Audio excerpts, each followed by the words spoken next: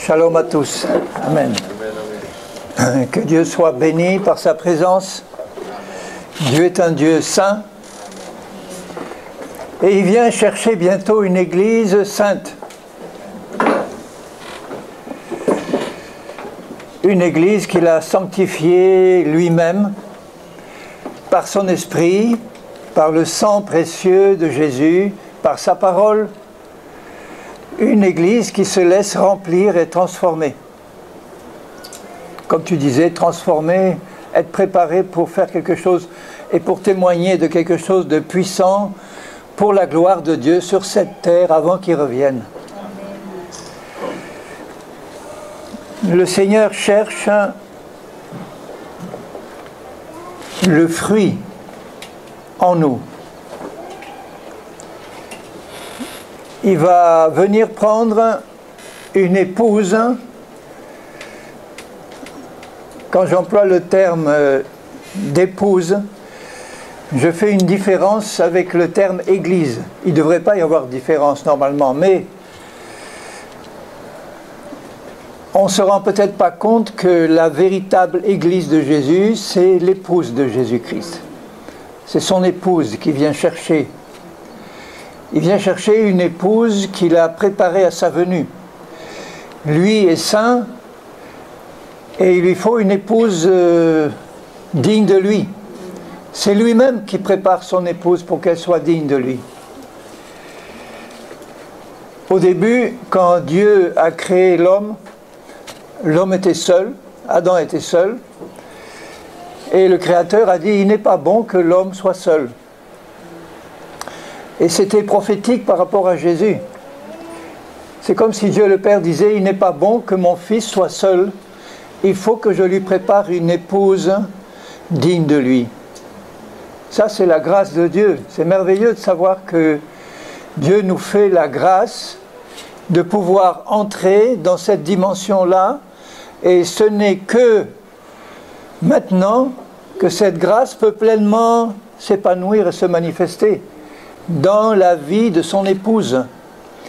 Dans les temps passés, il n'était pas possible de manifester pleinement la grâce de Dieu tant que Jésus n'était pas manifesté au milieu de nous. La loi est venue par Moïse, mais par Jésus sont venues la grâce et la vérité. Parce que c'est par la grâce et la vérité que son épouse va être sanctifiée et préparée. C'est à nous que la grâce la plus grande a été faite, de pouvoir recevoir pleinement toute la vérité en Jésus. Et c'est pour ça que nos cœurs doivent être ouverts, désireux, assoiffés de recevoir la vérité de Dieu et sa grâce avec la vérité. Parce que tout est par grâce, mais il faut que ce soit aussi par la foi. Parce que son épouse qui va être enlevée est une épouse qui va être remplie de la grâce de Dieu, de la vérité de Dieu et de la foi de Dieu.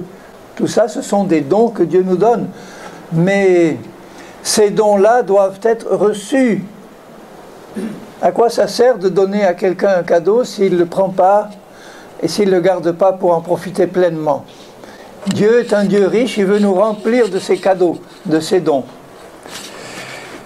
Regardez ce qu'il dit dans l'Épître aux Éphésiens, au chapitre 5.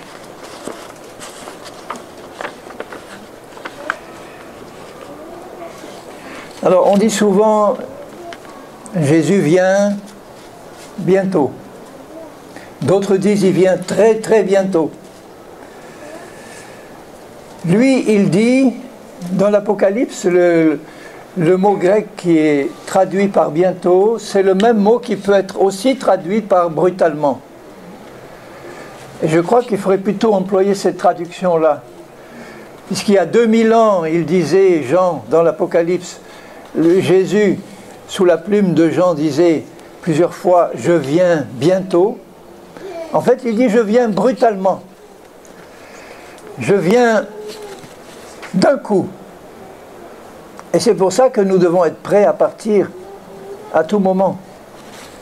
Il y a des signes qui nous montrent que le retour du Seigneur est beaucoup plus proche maintenant qu'au moment où Paul ou Jean parlaient.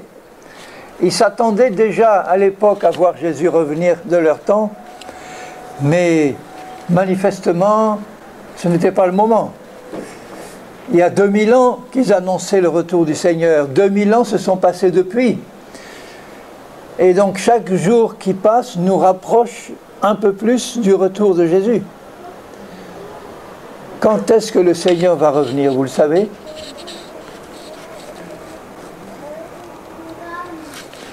Faisons comme s'il allait revenir dans la minute qui suit.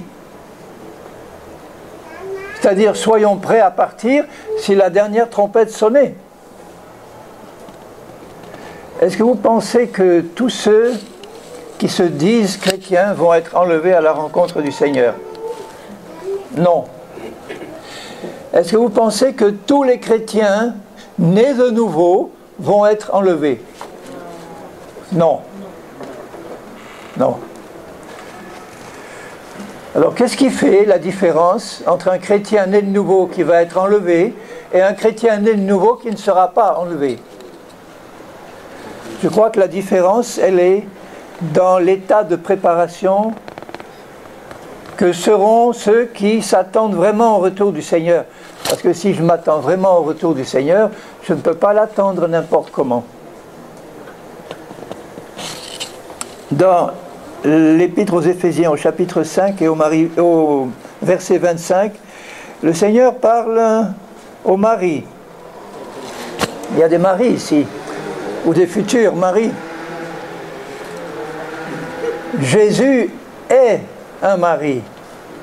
Enfin, les noces de l'agneau ne sont pas encore venues, mais Jésus est le fiancé de sa future épouse et nous allons un jour passer par les noces de l'agneau. En attendant, nous sommes sa fiancée. Et vous savez que pour les Juifs, la fiancée, les fiançailles, c'était aussi sérieux que le mariage. La seule différence, c'est qu'ils ne vivaient pas ensemble, mais ils s'étaient promis en mariage, et on ne pouvait pas rompre des fiançailles comme ça. Une fois qu'ils étaient engagés, ils devaient tenir cet engagement. Le temps entre les fiançailles et la conclusion du mariage, c'était un temps de préparation. Le mari allait préparer la demeure où l'épouse allait venir, et l'épouse, elle, se préparait à la rencontre avec son époux. Elle ne savait pas exactement quand il allait venir, il ne la prévenait pas, il venait au milieu de la nuit, et il la prenait parce qu'elle était prête. Et lui avait préparé sa demeure. Vous vous rappelez ce que Jésus dit dans Jean 14, hein, que votre cœur ne se trouble pas, croyez en Dieu, croyez en moi. Il dit, je m'en vais vous préparer une place, et quand elle sera prête, je reviendrai, et je viendrai vous prendre avec moi, afin que vous soyez toujours avec moi. Il est en train de nous préparer la place, mais nous devons nous préparer à sa rencontre. Marie, verset 25, aimez vos femmes. Je connais des maris chrétiens qui me disent en privé, frère, c'est terrible, je n'aime plus ma femme. Ça peut arriver ça en Polynésie?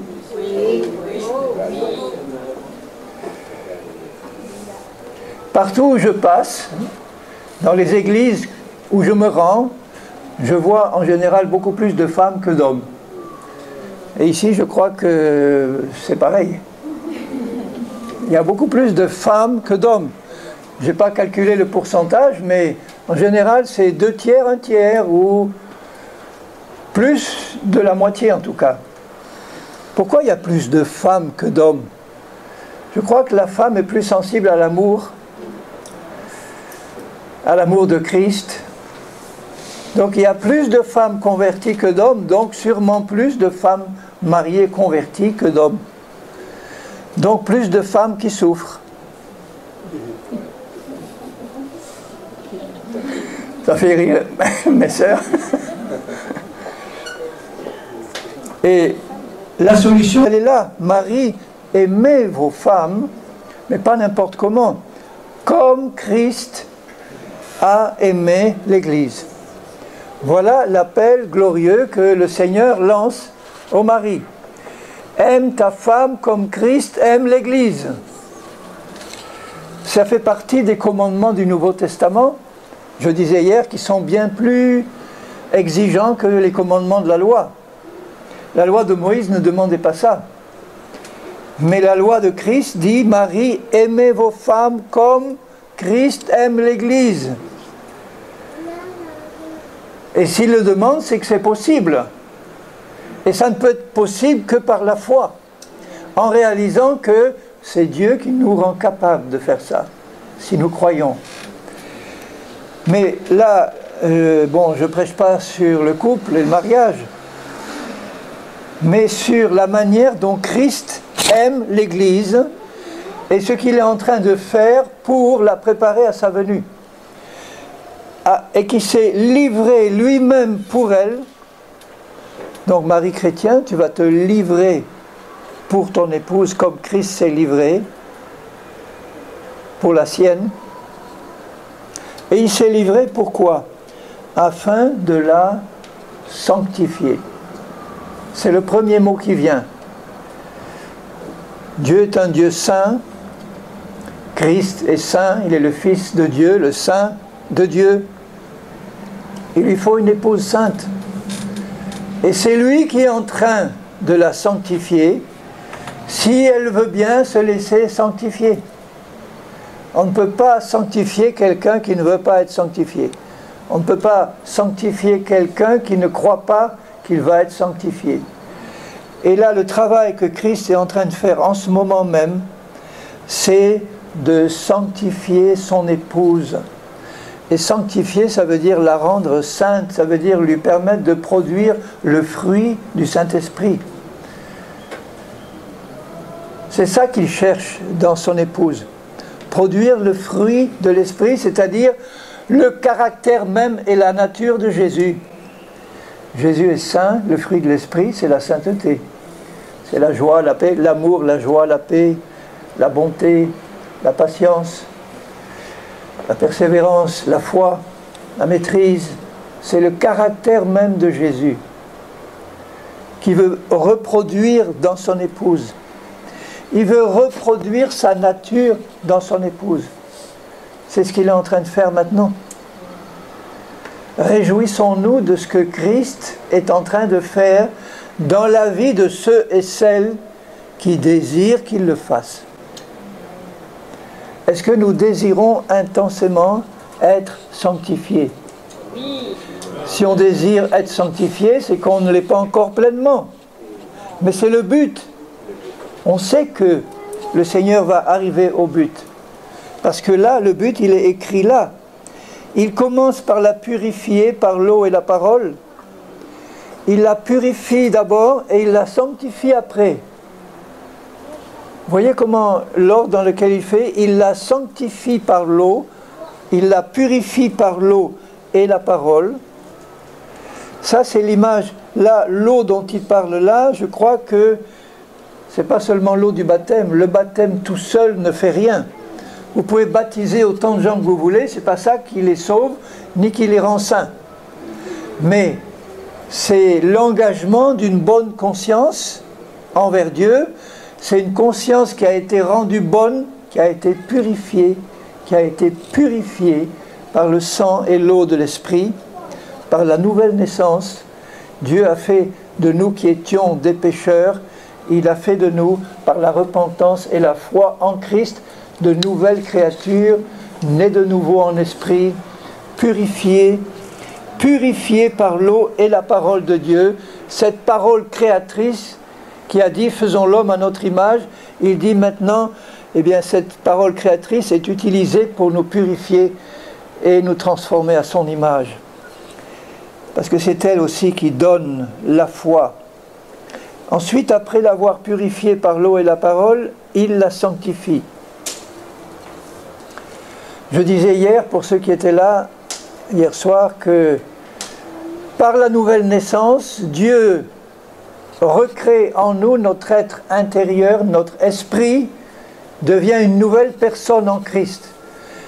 Et Éphésiens 4, 24, juste en dessus, à côté, dit l'homme nouveau que nous sommes en Christ, ou la femme nouvelle que nous sommes en Christ, qu'il a recréé à la nouvelle naissance, cet homme nouveau ou cette femme nouvelle, il nous demande de nous en revêtir. Parce qu'il est dedans notre esprit. Notre esprit est créé par Dieu, saint, pur et juste, créé selon Dieu dans une justice et une sainteté que produit la vérité. Notre homme intérieur est saint et pur, mais notre homme extérieur ne l'est pas. Notre homme extérieur, c'est-à-dire notre âme et notre corps, ont besoin d'être sanctifiés. Il faut qu'il y ait un accord entre notre homme extérieur et notre homme intérieur, entre ce que nous sommes dedans et notre comportement extérieur. Si on est né de nouveau, nous avons un homme intérieur, ou nous sommes un homme intérieur ou une femme intérieure qui a été changé par la nouvelle création, mais l'homme extérieur est encore resté dans ses habitudes du passé, qui sont des habitudes de péché, qui sont des habitudes charnelles, et c'est pour ça que l'homme extérieur a besoin d'être sanctifié. On est des saints dedans, en train d'être transformés en saints dehors. Dehors, on n'est pas encore saint. Quand je dis dehors, je parle de l'âme et du corps. L'âme, ce sont nos pensées, nos sentiments, nos volontés. Nos pensées, nos sentiments, nos volontés ne sont pas transformés le jour de notre nouvelle naissance. Notre esprit l'est. Mais nos pensées, nos sentiments, nos émotions, dans notre âme, ce dont nous sommes conscients dans notre âme n'est pas transformé. Ça a besoin d'être transformé. Notre corps aussi a besoin d'être transformé. Notre corps avait pris des mauvaises habitudes dans le passé, des habitudes contrôlées par le péché et par la chair.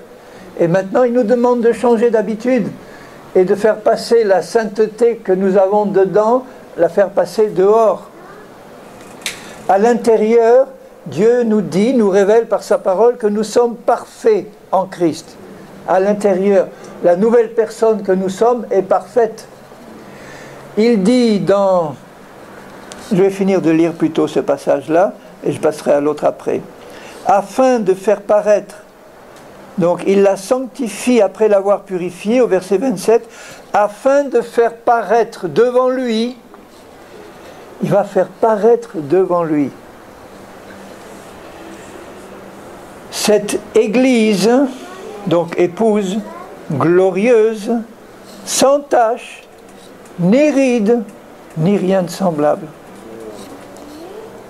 mais sainte et irréprochable.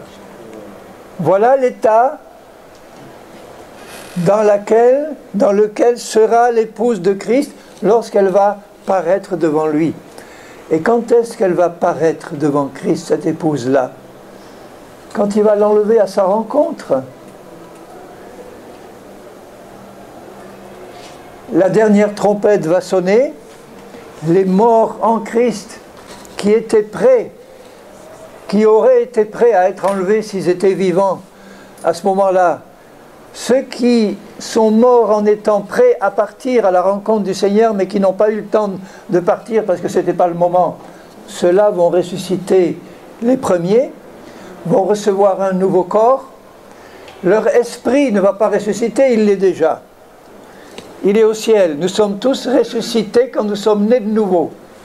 Quand nous sommes nés de nouveau, notre esprit passe par une mort et une résurrection. Maintenant, cette vie de résurrection doit passer dans mon âme et elle doit passer dans mon corps.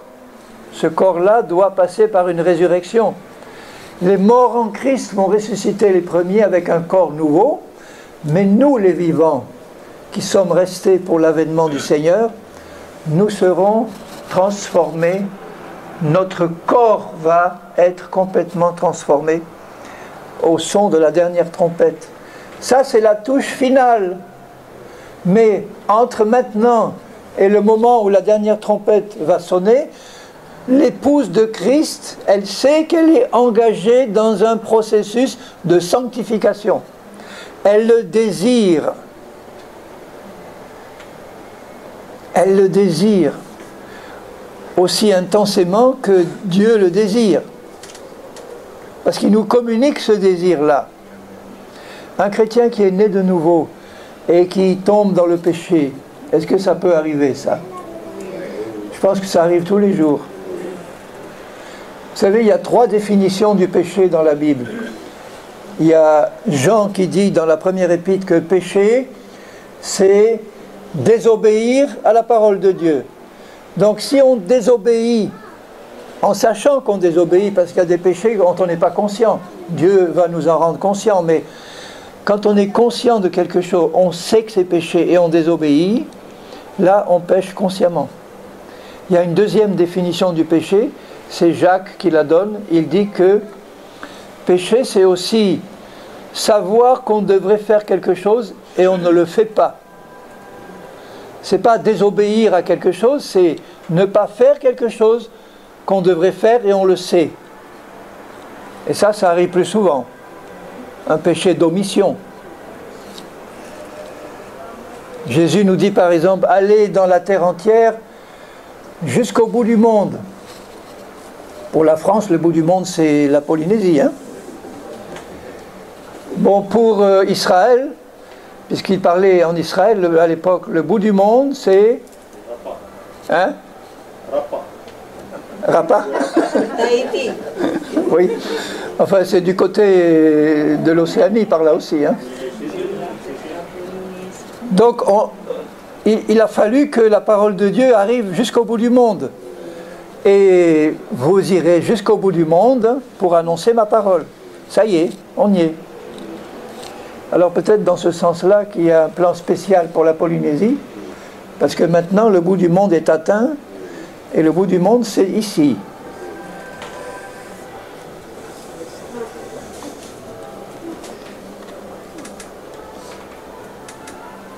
Mais quand Jésus a dit « allez jusqu'au bout du monde », il a fallu obéir. Maintenant, quand il nous dit, le Seigneur, que nous devons nous sanctifier pour paraître devant lui sans ride, ni tache, ni rien de semblable, on est confronté à un ordre du Seigneur, il nous le commande et il nous demande d'obéir à cet ordre-là. L'Église qui va être enlevée, je le crois pleinement et je l'annonce avec fermeté, c'est pas toute l'Église née de nouveau, c'est l'Église qui se sanctifie. Sans la sanctification, nul ne verra le Seigneur. C'est clair. La sanctification, ça ne veut pas dire que maintenant je suis entièrement saint. Ça veut dire que je me rends compte que j'ai besoin d'être sanctifié et je le désire intensément. Et je dis au Seigneur, Seigneur, je sais que ton désir, bien plus que moi, c'est de m'amener à cet état-là parce que je fais partie de ton épouse sainte qui doit être aussi sainte que toi dans toute sa vie. Donc je désire me laisser transformer. Je désire reconnaître humblement chaque fois que ton esprit me montre que j'ai péché ou que je marche dans la chair. Je veux le reconnaître. Et c'est pour ça que le Saint-Esprit m'a été donné. Le Saint-Esprit m'a été donné pour me conduire dans toute la vérité. Il faut que je connaisse la vérité sur moi-même avant tout. Dans quel état je suis maintenant? Qu'est-ce que je dois encore laisser faire le Seigneur dans ma vie pour continuer à être purifié par lui? Il ne peut pas tout me montrer d'un coup. Il ne peut pas tout me montrer d'un coup. Il procède par étapes. Il commence par les choses qui, pour lui, sont les plus importantes. Ensuite, il affine, il affine. Il fait un travail de plus en plus minutieux et précis, jusqu'à la dernière touche finale. Donc l'Église qui attend le retour du Seigneur est une Église qui se prépare et qui se sanctifie et qui se laisse sanctifier. Le chrétien qui ne veut pas se laisser sanctifier, je crois qu'il ne sera pas prêt à partir. Je ne peux pas affirmer à chacun, toi tu vas être enlevé, toi tu ne le seras pas, parce que c'est Dieu qui juge les cœurs. Hein. Mais je peux dire d'après la parole de Dieu, voilà ce que Dieu désire, voilà ce qu'il demande, voilà ce qu'il établit lui-même comme condition pour venir à sa rencontre. Et les conditions, je peux les résumer simplement. L'épouse qui va partir, c'est l'épouse qui est non seulement née de nouveau, mais qui a un cœur de disciple, qui a un cœur bien disposé pour apprendre, pour obéir, pour se laisser transformer, pour reconnaître ses torts, pour confesser ses péchés, pour vivre dans un état permanent de repentance, dans le sens « je suis prêt Seigneur à reconnaître ta voix et à me repentir et à changer de direction chaque fois que tu me le montres ». Je ne veux pas avoir un cœur de rebelle qui te résiste, un cœur qui traîne les pieds, un cœur qui n'est pas prêt à se laisser transformer. Seigneur, je désire te laisser faire tout ce que tu veux dans ma vie. La troisième définition du péché, c'est Paul qui la donne, et il dit « Tout ce qui n'est pas le fruit d'une conviction est péché ». C'est donc désobéir consciemment à la parole de Dieu, c'est ne pas faire ce qu'il nous demande de faire, et puis c'est faire quelque chose sans conviction. Il vaut mieux rien faire que faire quelque chose sans conviction. Mais encore mieux, il vaut mieux faire les choses avec une pleine conviction. La pleine conviction, c'est la foi. Ça veut dire que si tu fais quelque chose sans la foi, eh bien tu pèches. Alors je ne dis pas ça pour vous décourager, parce que ces trois définitions de péché nous montrent que chaque jour, on doit en faire pas mal. Rien que par omission. Quand je vois par exemple ce que Jésus dit à ses disciples, si quelqu'un croit en moi, il fera les mêmes choses que moi, et de plus grandes encore.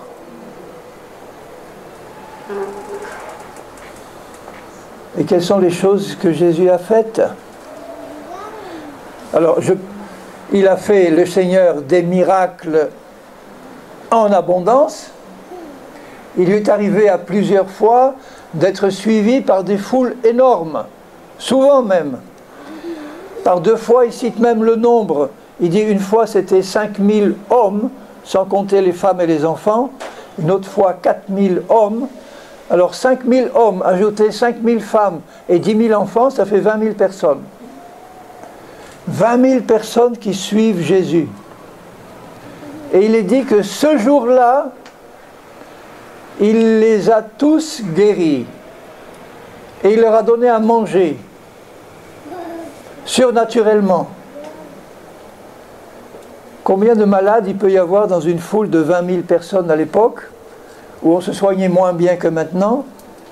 C'est vrai qu'on mangeait moins de saleté aussi, hein, mais bon. Enfin, je parle de nous en France, hein, en métropole. Ici, vous mangez des bons fruits, des bons légumes, des bons poissons. Non? Il y a aussi les McDo.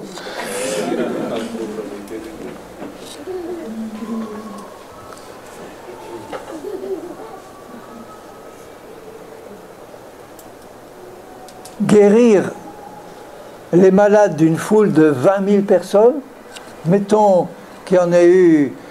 Si je fais... Je l'ai fait quelquefois, mais je vais dans une église chrétienne et je demande, levez la main, ceux qui sont malades là. Quelquefois, c'est les 3/4 qui lèvent la main. Alors que ce soit un rhume, ou que ce soit un cancer, ou que ce soit une maladie quelconque, les 3/4 lèvent la main. Je ne vais pas faire le test ici, que ce soit une petite ou une grande maladie, mais il n'est pas normal, bien aimé, que dans l'église de Jésus, il y ait autant de malades. Vous vous rappelez que dans l'épître de Jacques, il dit à la fin, quelqu'un est dans la souffrance, qu'il prie, il dit, quelqu'un est-il malade, qu'il appelle les anciens de l'église et que les anciens prient pour lui en loignant d'huile au nom du Seigneur, la prière de la foi sauvera le malade, le guérira. Et s'il a commis des péchés, il lui sera pardonné. Donc il pose la question en arrivant dans une église, est-ce qu'il y a quelqu'un de malade ici? Ça veut dire que dans l'église primitive, ils avaient une meilleure connaissance de ce qu'il faut faire pour ne pas être malade et pour être guéri. Il n'y a que Paul qui dit aux Corinthiens, il y a beaucoup de malades parmi vous parce que l'église de Corinthe était une église super charnelle, peut-être la pire église du Nouveau Testament. Il leur dit même, vous êtes charnels que c'est pas possible, il y a des divisions, des jalousies, des animosités, des disputes, et il y a même au milieu de vous des péchés qui ne se font même pas dans le monde. Et si dans cet état-là, vous allez prendre la scène qui représente la commémoration de la mort de Jésus, le moment où Jésus nous a même délivrés de la mort et du péché, délivrés de tout ce qui pesait sur nous, c'est par sa mort qu'il nous a délivrés. Et la scène représente la mort de Jésus-Christ. Ce moment où il a pris dans son corps nos péchés, nos maladies, nos infirmités, la condamnation, la culpabilité, il a tout pris dans son corps pour nous en libérer.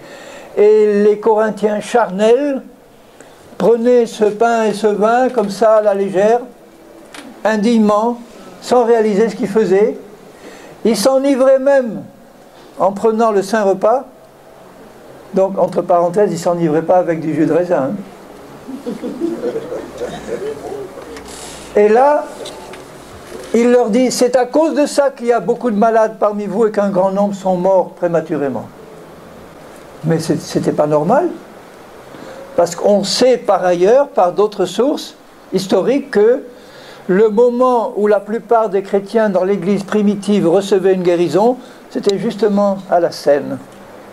En prenant le pain et le vin, parce que là, ils réalisaient en prenant ce pain et ce vin, que ça représentait le corps et le sang de Jésus, c'est-à-dire le moment où, dans son corps, il a pris nos péchés, mais aussi nos maladies et nos infirmités.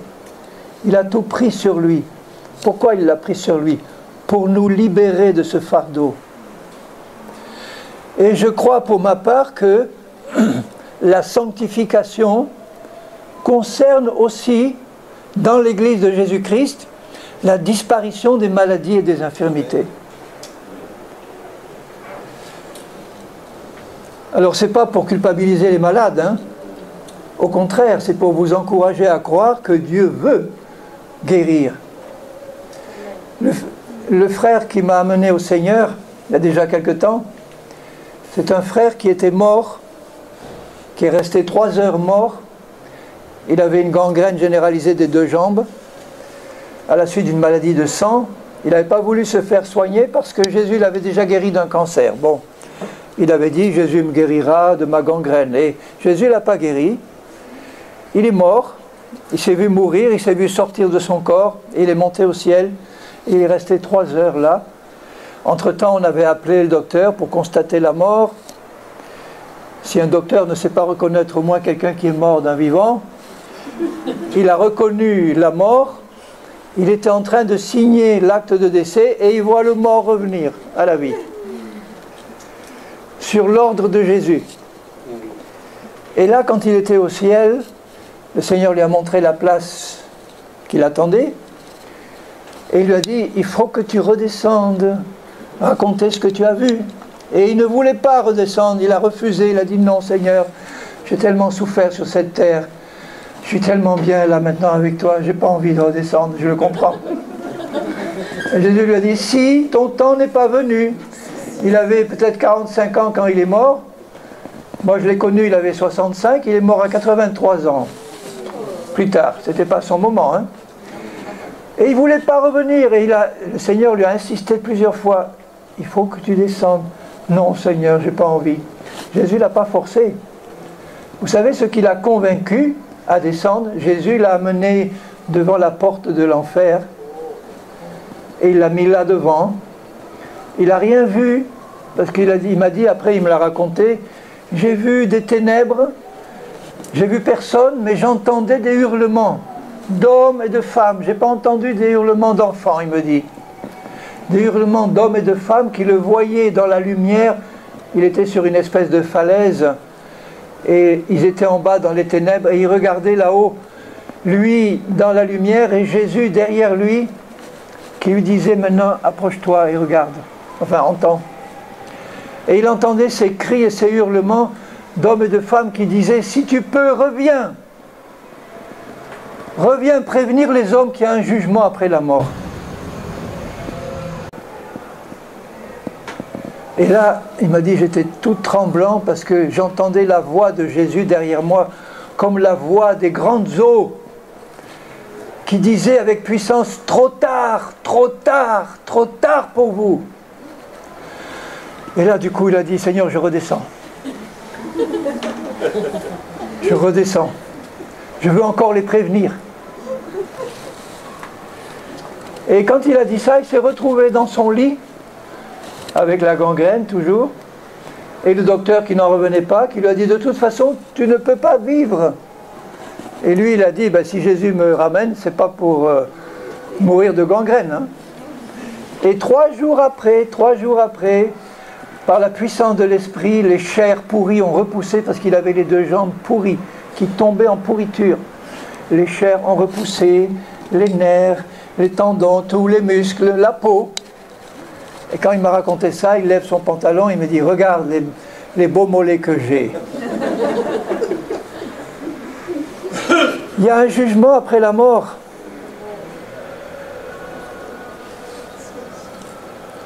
Mais quand j'ai entendu ce message, ça ne m'a pas touché.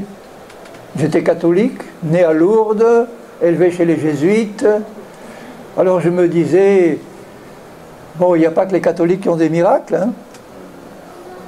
Nous aussi, on en a à Lourdes.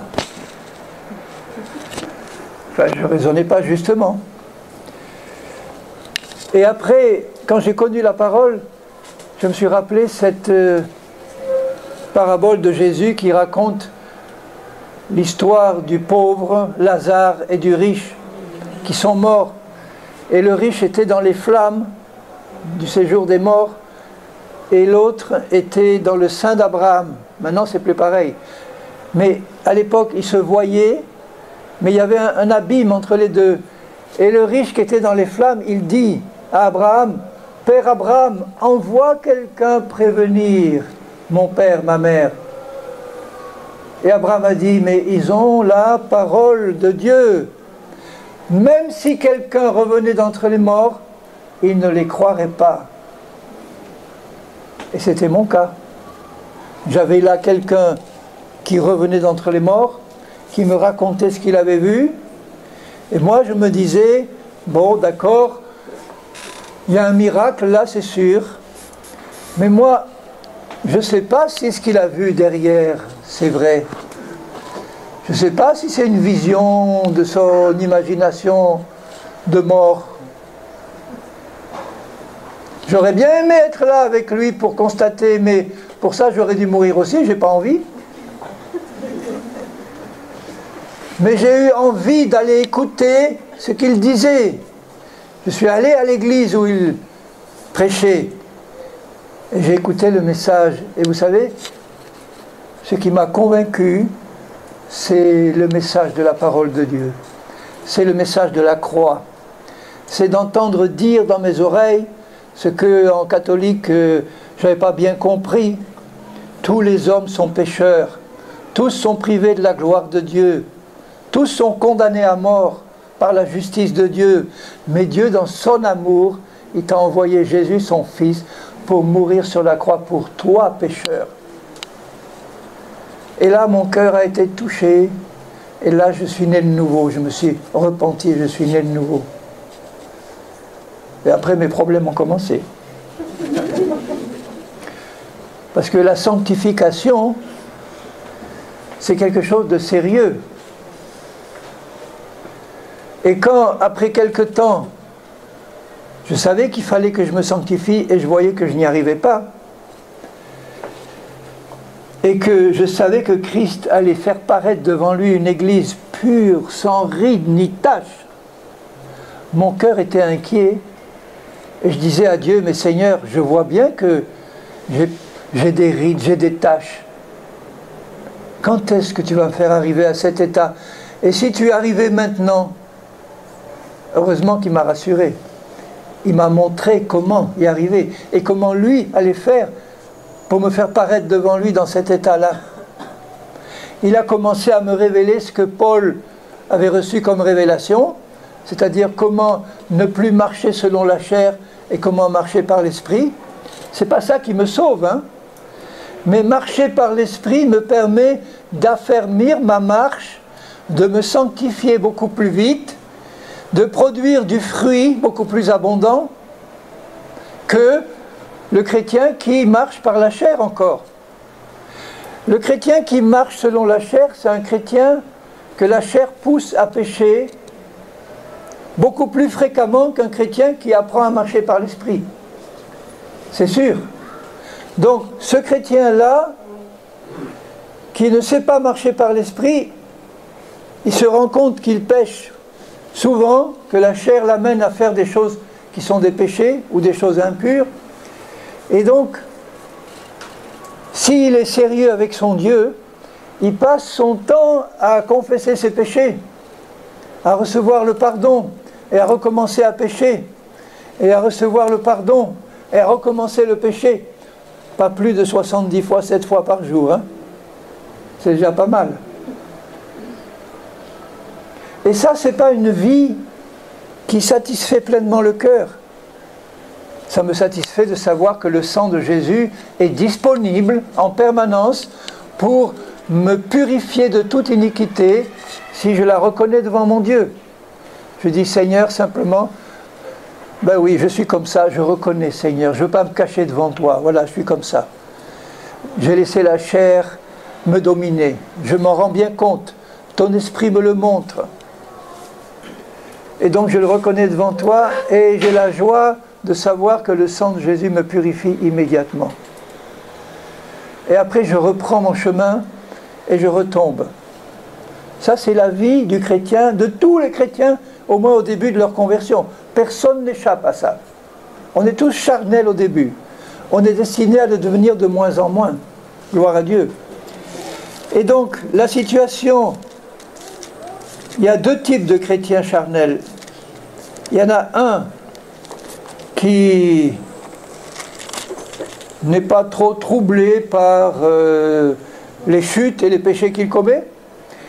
Il ne s'est pas encore laissé vraiment convaincre par le Saint-Esprit de péché, de justice et de jugement.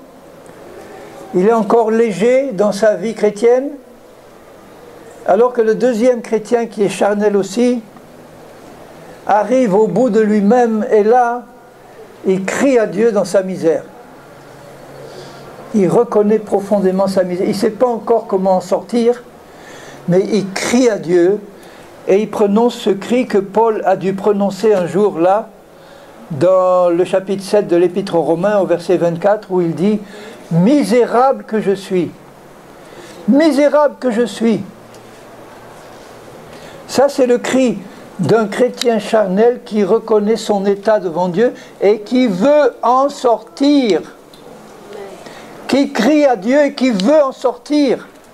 Et je vous garantis, bien-aimés, que quel que soit votre état, quel que soit notre état, charnel ou pas, ou plus ou moins charnel, si on arrive à ce point-là où on crie à Dieu du fond de notre cœur et qu'on dit « Seigneur, je veux absolument en sortir. Je comprends que tu veux me faire produire le fruit. Je comprends qu'il faut que j'arrive à la sainteté. Je comprends que c'est ton désir, mais tu vois, j'y arrive pas. Je suis au bout de moi-même. Et là, au bout de moi-même, je crie à toi pour que tu m'éclaires. » Et Paul a connu ça. Si je lis la fin du chapitre 7 de Romains, où il dit au verset 14, nous savons que la loi est spirituelle, il parle de la loi de Dieu, hein, de la volonté de Dieu. Mais moi, je suis charnel, vendu au péché. Ah, voilà ce qui plaît à Dieu, ça. Je suis charnel, vendu. Il ne veut pas se cacher en essayant de montrer à Dieu qu'il est un peu meilleur qu'il est. On ne peut pas faire ça avec Dieu. On peut le faire avec les hommes, mais pas avec le Seigneur. Avec le Seigneur, il voit tout. On a intérêt à lui dire, à ouvrir le cœur, dit Seigneur, je sais que tu vois tout. Moi, je suis aveugle. Éclaire mes yeux que je vois clair, Seigneur. Je suis charnel, vendu au péché. Car je ne sais pas ce que je fais, je ne fais pas ce que je veux, et je fais ce que je hais. Vous voyez que dans le cœur de Paul, il y avait la haine du péché. Mais il n'y arrivait pas. Il y avait la haine du péché qui lui était communiquée par le Saint-Esprit. Il y avait la haine de ce qui était impur, la haine de la chair, la haine de Satan et de ses démons, la haine des choses qui se font dans le monde, la haine de la chair et du péché. Je hais, mais j'y arrive pas. Ça doit être terrible pour cet homme-là. Le chrétien charnel qui n'a pas la haine du péché, il ne peut pas pousser ce cri de désespoir là. Seigneur, je t'en supplie. Donc le Saint-Esprit va commencer à le mettre dans une situation, ce chrétien charnel-là, où il va être obligé de crier à Dieu. Et comment il va crier à Dieu? Quand Dieu lui révèle sa sainteté.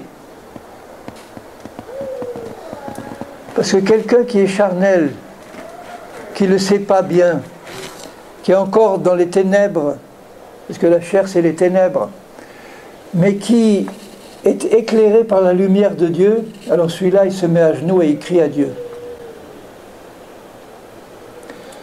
Et c'était le cas de Paul quand il dit, un peu plus bas, au verset 22, « Je prends plaisir à la loi de Dieu selon l'homme intérieur, selon l'homme nouveau que je suis. Dedans, j'ai le désir de plaire à Dieu, j'ai le désir de faire le bien. » C'est là d'ailleurs qu'on peut voir si quelqu'un est vraiment né de nouveau ou pas.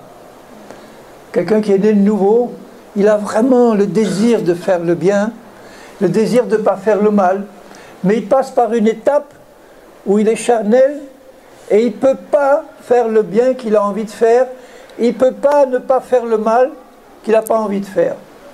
Et là, il est malheureux. Et là, il crie à Dieu. Et Dieu répond. Et là, Paul a crié à Dieu. Dieu a commencé par lui révéler la vérité.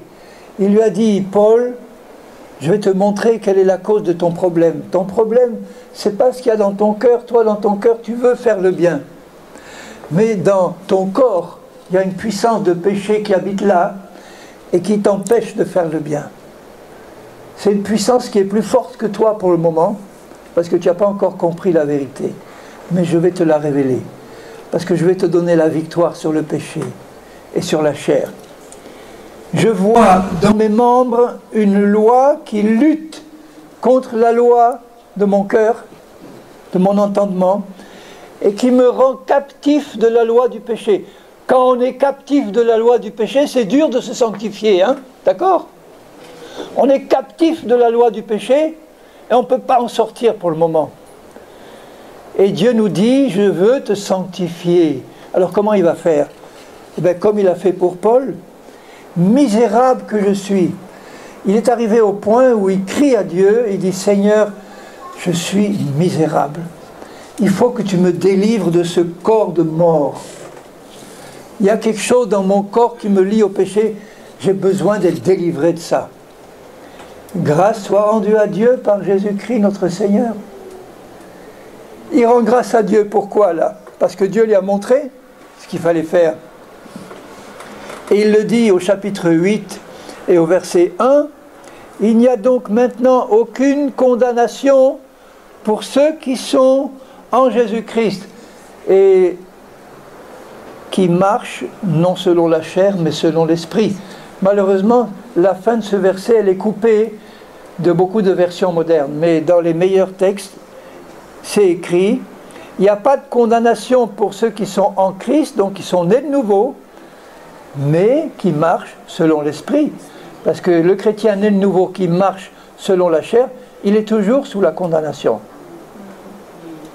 Et quand on apprend à marcher selon l'esprit, non seulement on reçoit le pardon de nos péchés et la libération de la condamnation du péché, mais on reçoit la libération de la condamnation de l'état charnel. Il nous fait sortir de cet état charnel. Et comment il l'a fait pour Paul? La loi de l'esprit de vie en Jésus-Christ m'a affranchi de la loi du péché et de la mort qui est dans la chair. chose impossible à la loi de Dieu parce que la chair la rendait sans force. Un chrétien charnel est dominé par une loi de péché qui rend la parole de Dieu sans force dans sa vie. Vous vous rendez compte? Il faut vraiment être libéré au plus vite de cette loi de péché qui est dans la chair. Dieu a condamné le péché dans la chair de Jésus. La chair de Jésus était pure. Et c'est pour ça qu'il a pu recevoir dans sa chair pure nos péchés, nos iniquités, nos maladies, nos infirmités et la mort dans son corps. Il a envoyé à cause du péché d'une autre son propre Fils dans une chair semblable à la nôtre, mais pas la même que la nôtre. Notre chair, elle a dès la naissance le péché qui est incrusté dedans, qui est hérité. Quand Jésus est né, il est né sans péché et sa chair était pure. C'était la première chair à être pure après la chair d'Adam avant la chute. Et pourquoi il a fallu que sa chair soit pure? Pour que dans sa chair, dans son corps, il puisse recevoir le péché du monde. Et c'est ce péché-là qu'il a reçu dans son corps qui l'a amené à la mort pour qu'on ait la vie et la vie éternelle. Au verset 4, afin que la justice de la loi, la justice qui est attachée à la loi, s'il était possible d'obéir à toute la loi, on serait déclaré juste. Mais ce n'est pas possible. Donc cette justice-là ne peut être obtenue que par la foi en Jésus-Christ, afin que la justice de la loi soit accomplie en nous qui marchons non selon la chair, mais selon l'esprit. Donc, dans la révélation qu'il a reçue, Paul, la clé d'une vraie sanctification rapide consiste à marcher par l'esprit et plus par la chair. Et comment je peux comprendre à marcher par l'esprit? En comprenant l'œuvre de la croix. Qu'est-ce qui s'est passé à la croix? À la croix c'est la mort de Jésus. Après il y a la résurrection, mais la croix c'est la mort. Hier je disais, se charger de sa croix, c'est passer par la mort. Quand on est né de nouveau, notre esprit en Christ est passé par sa mort et sa résurrection. Quand il est mort, nous sommes morts avec lui. Quand il est ressuscité, nous sommes ressuscités avec lui. Notre esprit, né de nouveau, est passé par la mort et la résurrection.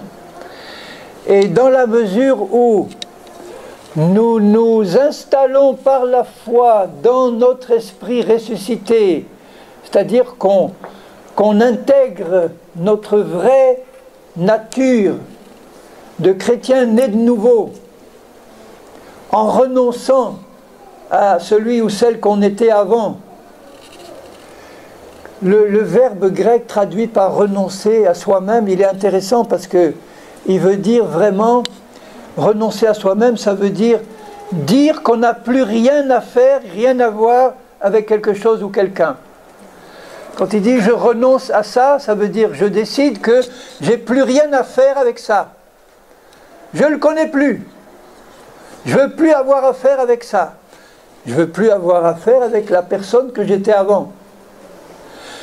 Elle n'existe plus pour Dieu, elle ne doit plus exister pour moi. Mais pour ça, il faut que je comprenne qui je suis maintenant dans ma nouvelle nature. Je suis quelqu'un d'entièrement différent de la personne que j'étais avant, par la grâce de Dieu. Ça, je me rends compte que c'est le plus dur à comprendre pour les chrétiens. Et ça devrait être expliqué dès le premier jour de la conversion. Ça ferait gagner beaucoup de temps. Expliquer ce que c'est qu'une vraie nouvelle naissance. On ne me l'a pas expliqué dès le début.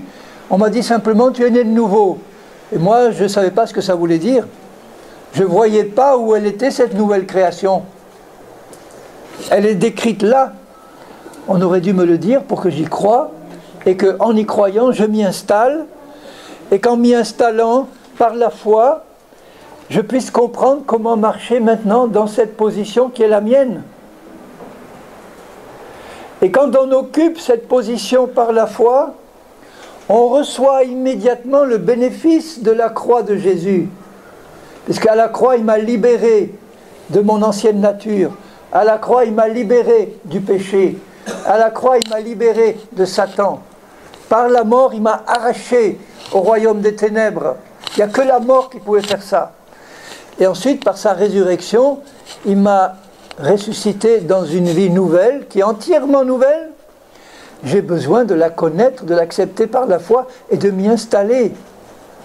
C'est beau de méditer, il faut méditer ces vérités.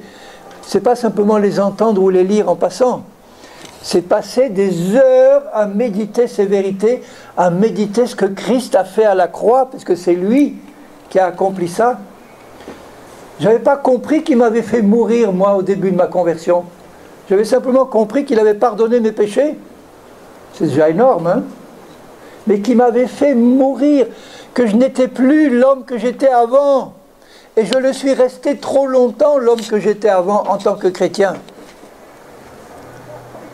Donc ma sanctification ne progressait pas assez vite. Mais dès que j'ai compris ça, que je l'ai cru, j'ai été immédiatement libéré dans mon caractère des traits de caractère qui étaient tenaces là et dont je n'arrivais pas à me libérer avant. Pourquoi? Parce que j'ai compris que j'étais mort et que j'étais ressuscité. C'est ça la révélation que Dieu a donnée à Paul. C'est le message destiné à l'épouse de la fin des temps. C'est un message qui aurait dû être donné dans tous les temps, dès le début, à l'épouse. Hein. Mais ce message-là, on ne l'entend plus aujourd'hui. Vous l'entendez peut-être en Polynésie, mais en France, on ne l'entend pas. J'ai vécu 6 mois et demi au Paraguay, en Amérique du Sud. Je suis allé dans des tas d'églises, on a rencontré des centaines de chrétiens. À la fin, et au cours de ces messages, on n'a rencontré qu'une personne âgée qui m'a dit, ce message-là, je l'ai entendu il y a 40 ans par un missionnaire américain qui est passé là dans le pays. Lequel message? Que nous sommes morts et ressuscités en Christ, qu'en tant que morts ressuscités, on peut vivre concrètement une vie nouvelle de sainteté et de justice par la foi qu'on n'arrive pas à vivre tant qu'on n'a pas compris qu'on est mort et ressuscité. Et comment marcher par l'esprit. Mais une fois qu'on l'a compris, je vous assure que les effets sont immédiats. Ils peuvent être immédiats.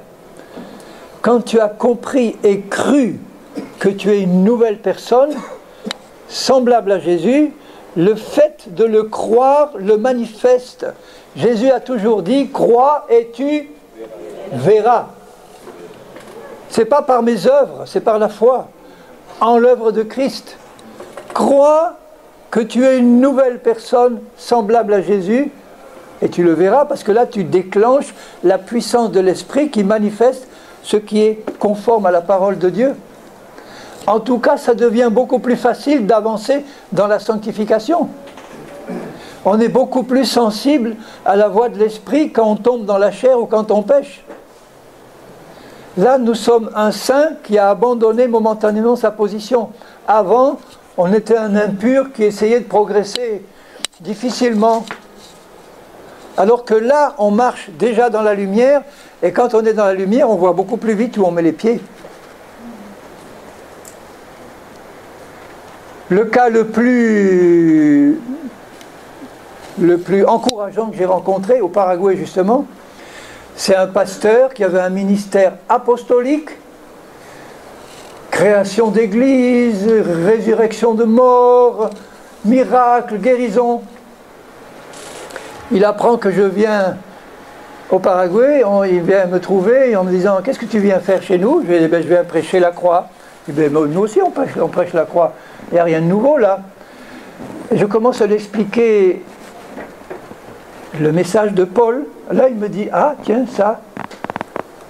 Viens dans notre église, tu as le temps que tu veux, tu nous expliques ce que tu as sur le cœur.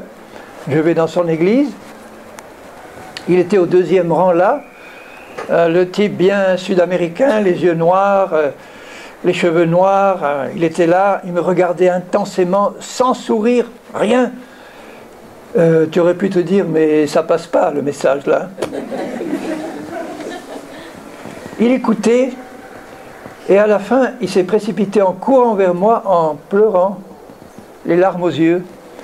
Et il me dit, écoute mon frère, j'ai 40 ans de vie chrétienne, 5 ans de séminaire de théologie aux États-Unis. C'est la première fois de ma vie que j'entends ce message. Et il me dit, aujourd'hui, je suis né de nouveau. Alors je le regarde comme ça, je lui dis, peut-être que c'est tellement fort que c'est comme une nouvelle naissance. Mais tu vas quand même pas me dire que c'est aujourd'hui que tu es né de nouveau. Il me dit, je te dis que je suis né de nouveau aujourd'hui. Je dis, bon, ça va. Si tu le dis. Même maintenant, j'ai du mal à croire. Hein. Je pense qu'il était né de nouveau, mais que pour lui, c'était tellement fort qu'il avait l'impression vraiment de naître. Et effectivement, c'est ça. Il naissait à une nouvelle vie qu'il ne connaissait pas avant. Il était connu comme un ministère très puissant, mais aussi très légaliste. La parole dit ça, c'est ça, et tu suis. Et puis, ça passe ou ça casse. Donc, bon, ben, il avait quand même des résultats. Hein. Mais quand il m'a dit ça, ça a été accompagné d'un changement immédiat dans sa vie et dans son comportement. Dès le lendemain, dès le jour même, il était un autre homme. Sa femme, quand elle l'a revu, après la réunion, qu'elle a vu son comportement et comment il a été changé, elle a dit, il s'appelait Pedro, « Pedro, je ne te reconnais plus, tu n'es plus mon mari. » Elle voulait même faire chambre à part, vous voyez? C'était un homme nouveau. Qu'est-ce qui t'a fait ton français là? Elle dit, mais il ne m'a rien fait, c'est la parole de Dieu qui m'a transformé. Quand elle a vu la qualité du nouveau mari qu'elle a reçu, elle l'a repris en vitesse. C'était plus le même. Et après, j'ai vu le ministère apostolique se mettre en place. Il m'a dit, écoute, ce message-là, il faut que tout le Paraguay le sache. Et comme il avait bien compris, il le disait à sa façon, il ne recopiait pas ce que je disais. Dieu lui montrait d'autres exemples, d'autres façons de dire. Mais le cœur du message, c'était ça. Va expliquer ce que c'est qu'être mort et être ressuscité, et comment vivre une vie de chrétien ressuscité en Christ, en tant que nouvelle personne semblable à Jésus par la foi. Il m'a dit, je vais aller dans tout le Paraguay avec mon équipe, je vais demander à chaque pasteur 2 heures, donne-moi 2 heures, je t'explique, en 2 heures on peut dire beaucoup de choses. Je vais aller dans tout le Paraguay, c'était un missionnaire chilien, il me dit, dans mon pays, le Chili, 75% des habitants du Chili sont chrétiens évangéliques. Il connaissait le président de la principale fédération pentecôtiste, une des fédérations pentecôtistes, 1500 églises. Pas des petites églises. Hein. Il l'a eu au téléphone, il lui a expliqué, le président lui a dit, Pedro, tu viens au Chili, nos 1500 églises te sont ouvertes.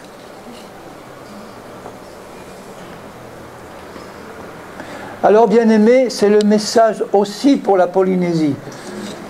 Peut-être, j'en sais rien, mais peut-être que vous connaissez déjà le message, que ça a été déjà annoncé ou que ça l'est, donc ce n'est qu'un rappel, tant mieux.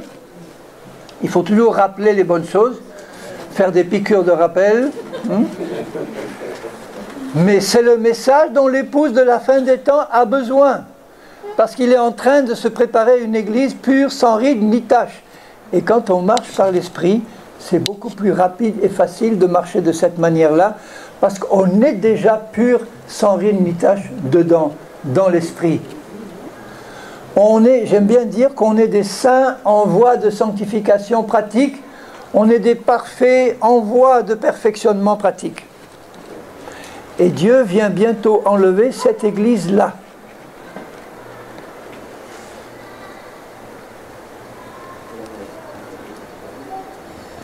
Et elle peut être prête en un instant.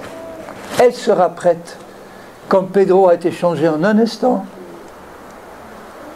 Après le reste, c'est maintenir et poursuivre jusqu'aux dernières touches finales. Le chrétien qui va être enlevé, c'est le chrétien né de l'esprit, né de nouveau, qui donc a un cœur de disciple et qui obéit, qui a le désir d'obéir, et notamment aux 2 premiers commandements que Jésus donne à ses disciples. Quels sont les 2 premiers commandements qu'il donne à ses disciples? Dans Matthieu 28, à la fin, c'est « Baptisez-les au nom du Père, du Fils et du Saint-Esprit ». Et le 2e commandement dans Acte 1, c'est « Ne bougez pas de Jérusalem tant que vous ne serez pas baptisés de l'Esprit, remplis de l'Esprit ».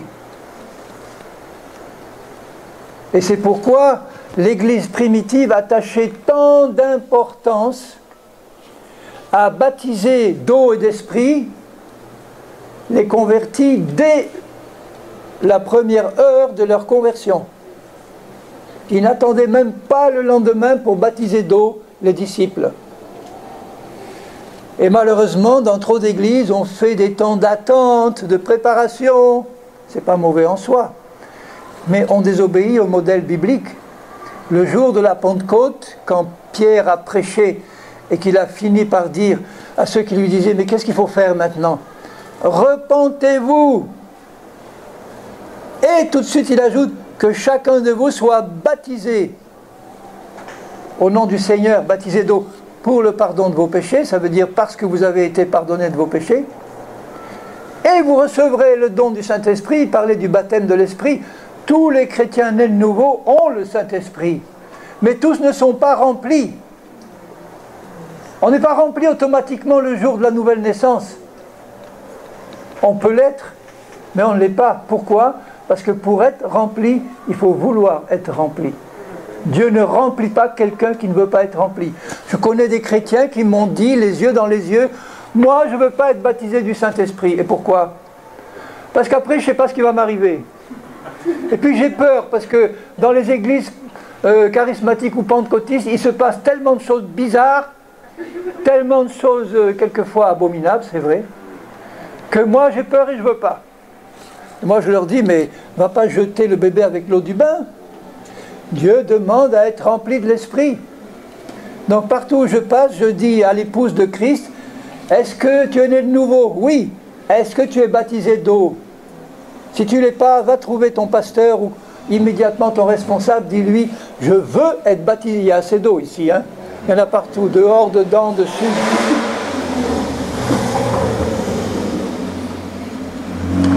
Si la Polynésie est entourée d'eau, c'est aussi prophétique. Il y a de l'eau partout, parce que l'eau est le symbole du Saint-Esprit et de la parole de Dieu. Alors, mettez ça en pratique. Vous amenez un converti au Seigneur, baptisez-le immédiatement. Comme il faisait au début. Ils faisaient ça pour 2 raisons. Parce qu'ils avaient à cœur d'obéir à leur Seigneur qui leur avait dit, la première chose que Jésus leur dit, allez faire des disciples, donc qui se convertissent et qui se repentent et qui se convertissent, et baptisez-les au nom du Père, du Fils et du Saint-Esprit, et ne les faites pas aller plus loin tant qu'ils n'auront pas été baptisés de l'Esprit. Ils avaient ça à cœur, bien aimé, et vous le voyez dans tout le livre des Actes des Apôtres, c'est ce qu'ils faisaient. La première question que Paul pose dans Acte 19 à des disciples de Jésus qu'il rencontrait, il leur dit, avez-vous reçu le Saint-Esprit quand vous avez cru? Oh, on n'a même pas entendu dire qu'il y avait un Saint-Esprit, et immédiatement Paul dit, mais de quel baptême vous avez été baptisé? Parce que si vous avez été baptisé d'eau, on a forcément dû vous parler du Saint-Esprit tout de suite après. Ah, mais on a été baptisé du baptême de Jean. Ah, mais ça, c'est pas le baptême chrétien. Vous devez être baptisé au nom du Seigneur, c'est-à-dire au nom du Père, du Fils et du Saint-Esprit. Il les a immédiatement baptisés d'eau. Et qu'est-ce qu'il a fait après?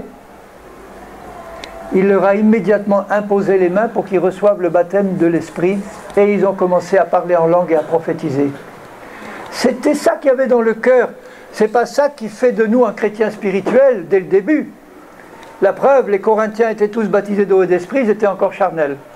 Mais on reçoit l'équipement dès le départ qui nous permet d'avancer comme Dieu le veut. Paul dit dans Éphésiens 4, il y a un seul Seigneur, un seul Père, un seul Seigneur, un seul Esprit, un seul baptême. C'est le quoi, ce seul baptême? C'est pas le baptême d'eau, c'est pas le baptême de l'Esprit, c'est le baptême dans la mort et la résurrection de Jésus. C'est ça le seul vrai baptême chrétien.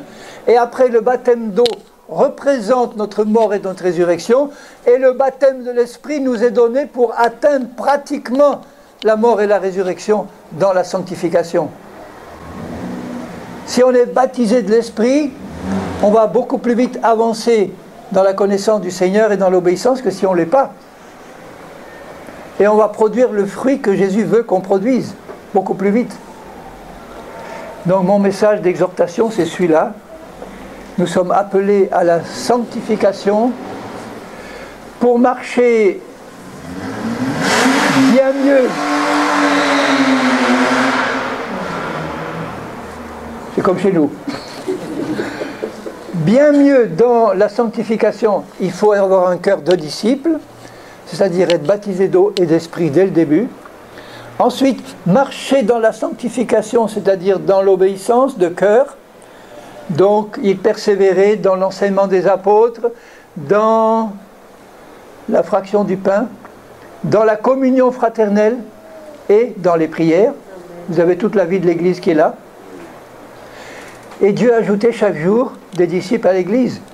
Il persévérait dans la sanctification et Dieu, lui, pouvait se manifester par des révélations qui leur permettaient d'avancer beaucoup plus vite, des dons spirituels pour l'édification, des révélations pour l'édification, une meilleure compréhension de sa parole pour l'édification. Et dans la révélation qui a le plus d'importance au cœur du Seigneur, c'est la révélation de l'œuvre de son Fils à la croix, pour nous faire bien comprendre ce qu'il a fait pour nous, ce qu'il a fait de nous, des êtres qui sont des morts ressuscités et qui sont appelés dès maintenant à marcher comme lui sur cette terre. Alors je dis amen à ce que disait mon frère tout à l'heure. Si la Polynésie pouvait être une bénédiction pour le monde de cette manière-là, c'est-à-dire non seulement des conversions de la totalité du peuple, il y a en France un peuple qui est le peuple gitan, et le peuple gitan est converti à plus de 50%. Imaginez toute la France, 63 millions de personnes, converties à plus de 50%. Ça changerait la France, hein? Et pourquoi le peuple gitan est converti? Parce qu'ils ont le respect de Dieu, le désir de connaître Dieu, d'y obéir. C'est un peuple qui a été rejeté, méprisé, et Dieu se sert des choses viles et méprisables pour confondre les autres. Il va se servir des petits méprisés pour confondre les autres. Les grands, les riches et les puissants. Et le peuple polynésien, c'est un peuple petit et méprisé au point de vue international, si j'ose le dire. Hein. Pas au sens, enfin, mais méprisé au sens, qu'est-ce que c'est que ce petit peuple-là? De ce petit peuple peut-il provenir quelque chose de bon? Mais oui, bien-aimé. Amen. Amen. Amen, je confirme. Dieu appelle le peuple de Polynésie non seulement à la conversion en masse, mais à la sanctification en masse, parce qu'il aura compris le message de la croix, il aura compris comment marcher par l'esprit et plus par la chair. Il va pouvoir le manifester et montrer au monde entier que c'est possible de le vivre et que c'est possible de savoir comment on peut le vivre. Amen. Alors croyez-le. Croyez-le, et en le croyant, vous le verrez, et nous le verrons aussi. Et vous viendrez l'expliquer aux métropolitains. Alléluia. Amen. Comme ça, le vrai réveil, Il est parti de Judée, il est allé aux extrémités du monde, et ensuite il repart des extrémités du monde pour retourner. Alléluia. Bon, eh bien, mes bien-aimés, j'ai dépassé le temps. Enfin, est-ce que je m'excuse? Non, je ne demande pas pardon parce que c'était conduit par Dieu. Donc, Amen.